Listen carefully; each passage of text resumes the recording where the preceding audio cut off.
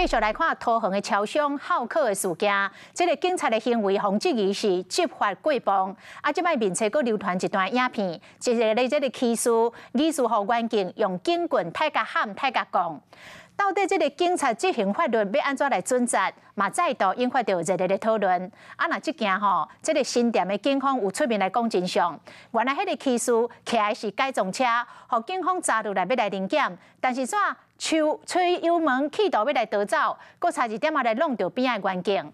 骑士嘛承认咯，讲伊迄块车牌是开几啊万块特别选的联合6的车牌号，都惊车牌去互警察拔去，去互警察甲注销，才想要来逃走。警察才出动警棍甲阻止。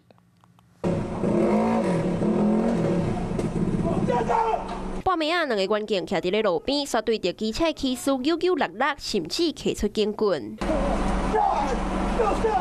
警察费真侪亏力，最后才将骑士甲制服。只是这段画面伫咧网络顶悬嘛，引发着议论。有人认为私人的警示伤过重，嘛有民众支持警方的作为。如果单纯只看这影片，好像有点执法过当。没有前因后果，不要乱讲。严格即摆，轄区警方嘛公布闭落去的画面。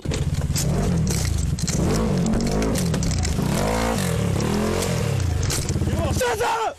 搞什么？就下车！干嘛？干什么？这副驾驶的员警一落车，才拄挖紧尔，骑士就马上吹油门，佮想要弄员警来逃走。对，坐好。等一下。 做好。原来事发伫咧新北市北宜公路，当时警方执行巡逻的勤务，发现骑士看到警察脚底在抹油，双方足要挖4公里，才将骑士甲撞着。事后24岁姓王的骑士嘛承认讲，是因为家己开真侪钱，选联合6的车牌，因进冇来改装，烦恼去互警方开单，会吊扣牌照，才会想要逃走。因当事人有催促油门，不接受盘查之疑，罗姓员警见状。 才以警棍加以制止，还有同仁如果有相关的违失，将依照相关的规定才查究。其实警方将改装车甲炸落来，并未当场吊扣牌照，只敢针对无目军领来开单。骑士则一逃走，颠倒去互警棍讲，如今真相总算是大白。不过这款的标准是安怎，嘛搁再一遍变成是讨论的话题。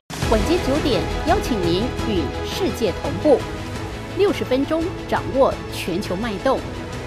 What News 9，陈雅玲世界晚报给您崭新视野。